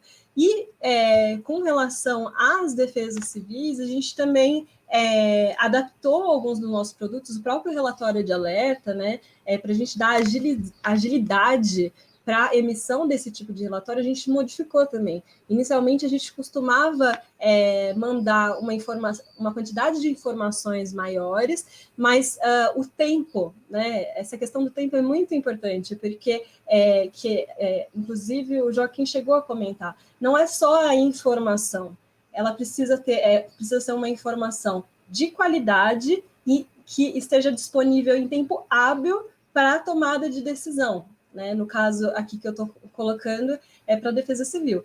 E fora isso, nós temos muito contato com os próprios participantes das câmaras técnicas, que eu acho que é quem é mais ativo, né, em saber dos nossos produtos, em propor novos produtos para a gente disponibilizar no site da sala de situação, para também auxiliar nessas discussões e numa melhor tomada de decisão e conversas no próprio fórum de discussão, por exemplo, da CTMH. Né? Então, é isso que eu percebo, assim, dessa relação da sala de situação com todos esses interessados. Legal, obrigado aí pelas considerações, Isa. Acho que o maior usuário da sala de situação hoje é a CTMH, de certa maneira, seja a grande demandadora aí, e também na ajuda dessa capilaridade, né, por a CTMH ter no mesmo caldeirão, né, ou seja, os usuários gestores, a própria sociedade civil e a academia, evidentemente, também acho que é um papel aí do comitê ajudar a sala de situação nessa capilaridade e de fazer essas informações chegarem para que possa ajudar nas decisões. E aí já aproveito, então, vou fazer uma pergunta do Léo, que até veio lá do chat, Léo. A Isis falou um pouco dos sistemas de informação, e exatamente isso que você apresentou, né? Inclusive com a possibilidade de ele apresentar diversas formas o mesmo resultado para públicos diferentes, né? Talvez a forma que um usuário industrial ou rural, ou a imprensa, ou um cidadão, ou a academia, ou uma própria câmara técnica de um comitê Então, a primeira pergunta, Léo, vai um pouco nesse sentido. De que forma o SSD está pensado e com os desafios que tem pela frente de gerar informação e cenários para esses diferentes tipos de públicos, que muitas vezes o dado é o mesmo, mas a informação para que ele possa consumir acaba sendo um pouco diferente. Então, só trazendo uma pergunta do chat aí para você. Perfeito.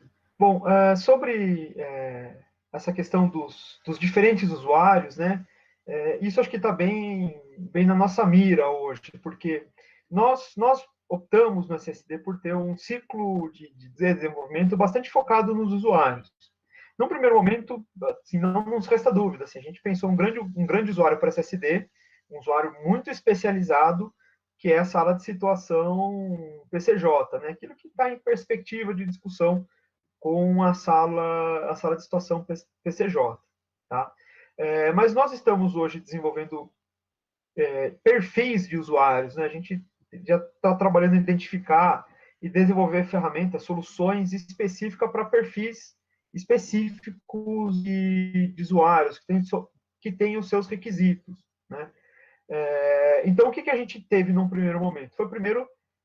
Foi construir uma fundação bastante robusta que sirva como ponto de partida e dê alternativas de opções bastante ampla para a construção de, por exemplo, de consultas das mais diversas, né, de formas diferentes de ver o mesmo dado. Tá? E agora nós tendemos a evoluir para painéis mais sintéticos, né? Obviamente que na transformação do dado em informação, às vezes você acaba sintetizando a informação, né? Mas estamos caminhando, por exemplo, hoje na composição de painéis mais sintéticos, dizendo, diante de referenciais também já um pouco mais pré-definidos, informações mais consolidadas sobre a bacia, de modo que esses painéis devem atender a públicos distintos. Né? A gente tem trabalhado hoje, associado à ideia de painéis, perfis de usuários específicos do SSD que devem ser atendidos, e cada perfil vai ter particularidades que devem ser observadas. Né? Mas o SSD se firmou, acho que essa foi uma grande etapa do nosso desenvolvimento, de ter uma fonte comum para esses dados, né, para que você tenha uniformidade metodológica e conteúdos bastante consistentes de fornecimento, de embasamento, para que a gente tenha esses painéis, essas informações mais sintetizadas. Ok, Léo, só para complementar, tem uma pergunta que diz, e para o cidadão individual, né? Ou seja, o SSD tem um olhar para o cidadão individual, seja para fazer um trabalho de escola ou para o próprio informação para o cotidiano da vida de um cidadão da bacia. Como que o SSD pensa isso? Sim, o SSD na prática também, a gente quer ter ele como uma ferramenta que até ajude a diminuir as assimetrias que a gente tem de acesso a dados. Né? É muito comum também, a gente fala em sala de crise, em sala de situação, mas é muito comum a gente observar que na gestão dos conflitos, muitas das vezes há uma assimetria. E um modo de combater essa assimetria é justamente gerar disponibilização de dados consistentes para que seja o público especializado, ou seja, mesmo o cidadão, possa consultar essas informações. Né? Eu vou num relato semelhante ao da ISIS. Né? Eu já tive relato de pessoas que acessam nossa rede telemétrica, que consomem informação hidrológica sem ser hidrólogo, sem ser um operador de saneamento, né? Por exemplo, ali na Rua do Porto, em Piracicaba. O cidadão quer saber se vai encher ou não e consulta os nossos sistemas. E essa nossa, entre aspas, abertura de disponibilização de dados tem sido essencial para que isso ocorra. Ok, muito obrigado, Eduardo Léo. Bom, nós estamos chegando ao fim, faremos uma última rodada aqui para a gente cumprir o nosso tempo e pediria aos debatedores aqui, tem mais uma questão para cada um, e aí já aproveito para que vocês façam as considerações finais, ou deixar uma mensagem, ou aquilo que desejam. Então, a primeira, vamos retomar com o Joaquim aqui novamente. Doutor Joaquim, mais uma vez, nossos eternos agradecimentos pela deferência da presença. E eu poderia deixar de perguntar pela sua liderança no país como um todo, para que você desse aí uma análise situacional, vamos dizer, das diferentes regiões do país, nessa fase de transição do período seco para o período úmido que estamos passando, né? Então, só para trazer uma pitada de realidade, e de antemão já agradecemos mais uma vez e fique à disposição para fazer suas considerações finais. Muito obrigado, Alexandre. Como eu falei, o Brasil é um país continental e, como tal, ele está enfrentando algumas situações muito adversas hoje. Nós temos hoje, por exemplo, vocês acompanharam a questão do Pantanal. Nós tivemos a maior seca dos últimos 50 anos na região do Pantanal. Nós estamos hoje com a região sul do país, em particular com a bacia do Rio Iguaçu, um importante rio nacional que todos vocês conhecem pelas cataratas do Iguaçu, pela repercussão do turismo naquele local, na sua maior seca de todos os registros históricos. Nós estamos com a região do Madeira, lá na região norte do país, lá nos estados do Acre e Rondônia, apresentando a segunda pior seca da história. Nós estamos com o Nordeste numa situação desse ano que choveu um pouco em torno da média. O Sudeste e Centro-Oeste, várias regiões que estão enfrentando situações muito críticas. Foi, seguramente, para o setor elétrico brasileiro, o pior outubro de toda a série histórica, superior, inclusive, àqueles anos de 2000 e 2001, onde tivemos o apagão. Mudou o sistema hoje é muito mais resiliente, mas nós estamos enfrentando uma transição muito difícil do período seco para o período chuvoso. Por isso que nós nos mantemos, tá certo? Em atenção, em alerta, tá certo? E fazendo essas reuniões que eu falei, de salas de crise, de sala de acompanhamento, de tal maneira que todos tenham a consciência do momento que nós vivemos. O próprio sistema Cantareira hoje, vocês se lembram bem, com a participação de todos, instituímos faixas de operação, tá certo? E a faixa de alerta é a faixa que nós estamos operando hoje. Então, em nome da ANA, eu queria agradecer ao convite, dizer que estamos sempre à disposição para participarmos de eventos como esse. Recoloco a minha proposta de podermos realizar algum evento de sala de acompanhamento, onde a ANA possa ajudar na elaboração, talvez, na formatação da primeira, tá certo? E depois vocês tocam a vida, tá certo? É uma continuidade, com certeza, do belo trabalho que vocês fazem na Câmara Técnica de Monitoramento Hidrológico, mas para dar uma abrangência ainda maior ao papel que vocês fazem. Então, eu fico à disposição, e Alexandre, Marco Antônio, Moré, obrigado pelo convite, e sempre que precisarem, estaremos aqui. Muito obrigado, doutor Joaquim, pela participação, pelas colocações e, claro que, pela provocação, né? Ou seja, de se avançar e se buscar aperfeiçoar aquilo que já ocorre. Evidentemente que iremos internalizar tudo isso e voltaremos a conversar, com certeza, num futuro breve, né? Então, muito obrigado e transmita a toda a diretoria colegiada da ANA os nossos cumprimentos pelo apoio à gestão na bacia e no país, e agora com esse desafio novo do saneamento básico, que a gente acabou não se aprofundando muito nas questões qualitativas, né? Até porque já fica o convite aqui a todos, no dia 24 nós vamos ter a segunda edição desse webinar, e aí com um enfoque bastante grande também na questão qualitativa das águas, com a CETESB, e com o CIMEPAR e com a FCTH, né? Então, também a ANA, acho que agora tem um papel junto com os estados, com todo o setor produtivo, usuário, nessa questão do saneamento básico, para a gente tentar superar esses nossos problemas. Então, desejo ótima tarde, muito obrigado, doutor Joaquim. Agora eu passaria, então, para a Isis para fazer suas considerações finais e destaques da sala de situação para os nossos participantes. Por favor, Isis. Bom, Alexandre, queria agradecer novamente, né, pela oportunidade de participar. eu tenho acompanhado o desenvolvimento do monitoramento aqui na bacia, né?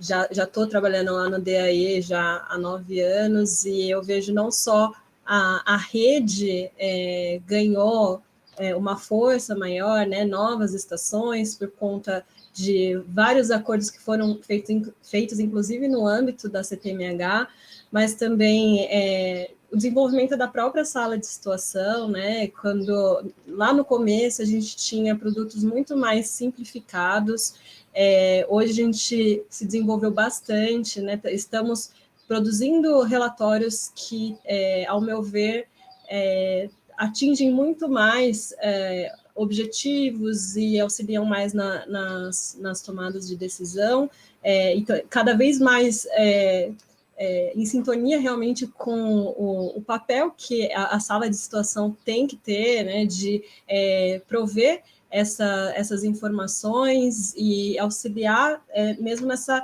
gestão de recursos hídricos que contribui para toda a sociedade aqui no âmbito das bacias PCJ. Então, assim, o que eu posso colocar em termos do que a gente está vivenciando agora analisando todos os dados, né? A gente apresenta mensalmente lá na CTMH, temos verificado realmente uma queda no volume de chuvas, consequentemente, isso também tem impactado nas vazões não só dos rios, mas também da afluência do sistema Cantareira. Então, sem dúvida, isso acaba exigindo muito mais, né, de todos nós que estamos atentos e monitorando, a fim de gerenciar todos os conflitos que acabam sendo originados, né, de uma situação que como o Joaquim colocou, é uma situação de crise, né? A gente, não só pela falta de chuva, mas por conta da crescente demanda, né? A gente tem discutido isso bastante na CTMH, né? Agora, em época de pandemia, o quanto isso também agravou a necessidade de mais água, o quanto aumentou a necessidade dessa demanda. Então, estamos com os olhos atentos, continuando a monitorar, e estou à disposição, né, enquanto sala de situação e DAE, estamos à disposição para fazer as discussões que forem pertinentes a respeito da proposta que o Joaquim trouxe, e agradeço novamente pela oportunidade de trazer todas essas informações que eu acho muito importante para a gestão e para o planejamento, né? O monitoramento é uma ferramenta de muita importância para o planejamento no contexto de crise hídrica, né? Muito obrigado, Isis, pelas suas considerações. Sempre muito bom também ver uma mulher à frente de um tema de recursos hídricos, em que acaba sendo, às vezes, um pouco mais masculino, mas isso é muito bom, e parabéns aí pelo trabalho na sala de situação, no DAE. Nós somos testemunhas dessas evoluções e vamos, com certeza, continuar crescendo e ouvindo essas sugestões como o Joaquim trouxe e outras mais. Então, nossos agradecimentos ao DAE. E passando agora, por último, para as suas considerações, Eduardo Léo, tem algumas questões, mas acho que você tocou num ponto fundamental aí, para aproveitar suas considerações finais, que o desafio do monitoramento, né, uma frase que você tem usado bastante, que é a questão dos dados e as informações terem constância e consistência, né? Ou seja, acho que não é incomum, não só na área de meio ambiente e recursos hídricos, um cidadão tentar acessar uma informação e ela está desatualizada, ela está incorreta, e gerar uma sensação, um desestímulo e uma desacreditação naquele dado que está colocado lá, né? Acho que esse é um desafio para o país como um todo. E no Brasil, a questão do financiamento, né, perene para todas essas fontes de dados é um desafio. Às vezes a gente fica vivendo ciclos que levam, às vezes, a momentos de carência de dados. Então, queria deixar um pouco essa pergunta no sentido de como superar esses desafios do financiamento para todo esse sistema, seja o SSD, seja as bases de dados que alimentariam o SSD ao longo do tempo. Como custear essa questão do financiamento interno e externo? E já aproveito para agradecer, em nome do diretor da agência PCJ, Sérgio Razeira, da Patrícia e do Ivens, todo o trabalho da agência, que inclusive agora, através do Conselho Nacional de Recursos Hídricos, teve sua prorrogada a sua atuação nas bacias PCJ até 2035. Então, Eduardo Léo, essa questão do financiamento e suas considerações finais. Sim, acho que eu destaco aqui, me valho do mesmo testemunho que a Isis colocou, de que nosso sistema, dos últimos anos, acho que nós aprendemos muito com a última crise hídrica, tenho essa percepção, registro essa percepção também, e aumentamos a robustez dos nossos sistemas, principalmente naquilo que concerne a coleta de dados primários. Isso inclui o financiamento, tá?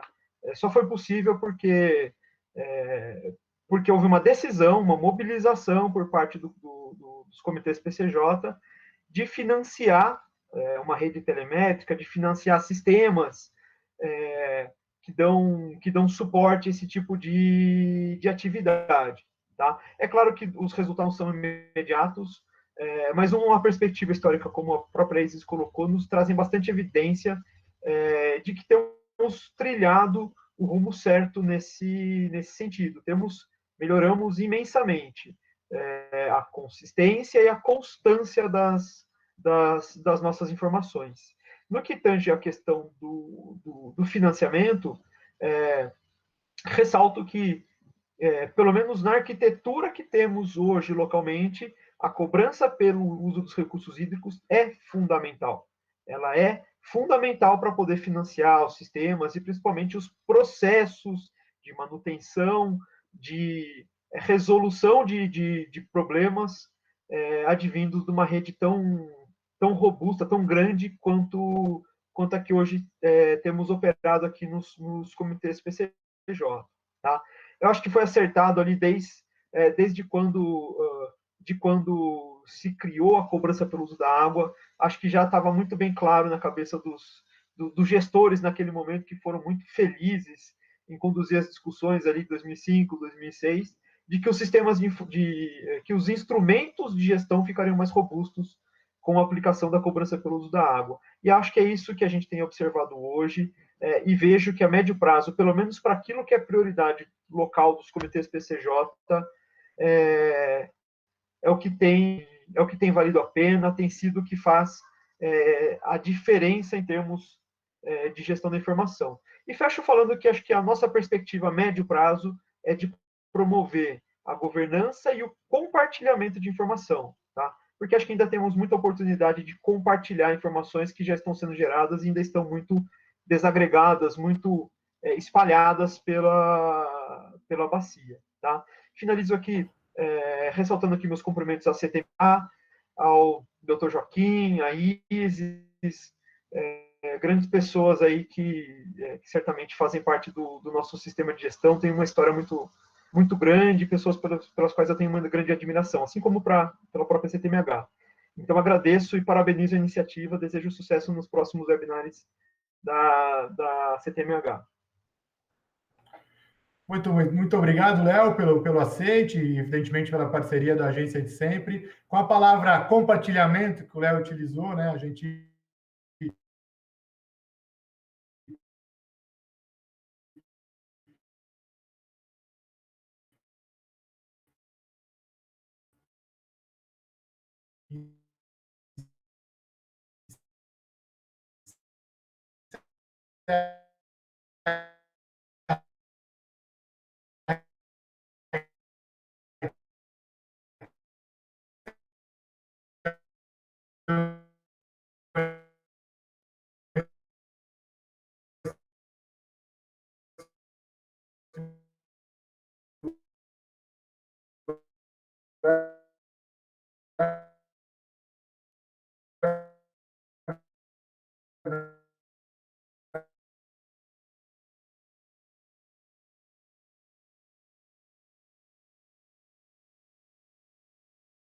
a CETESB, que tratará também dessa questão do monitoramento qualitativo e os desafios, né? Porque segurança hídrica passa por regulação, qualidade, quantidade, todos esses aspectos que a gente tem e conversou hoje brevemente. Então, senhores, diante disso, infelizmente, a gente respondeu quase todas as perguntas do chat, aquelas que não foram possíveis no dia 24, por gentileza, compareçam. Tivemos aí quase uma centena de pessoas que estiveram conosco nesta tarde. para compartilhar, ouvir e, principalmente, multiplicar esses conhecimentos que nós, dos comitês, dos órgãos gestores, da sociedade como um todo, e nós aqui, enquanto CTMH, estamos muito atentos, sempre com racionalidade, para que a gente use essa água e, sabendo usá-la, não vai faltar. Então, desejo que todos fiquem bem e uma boa tarde a todos. Agradeço.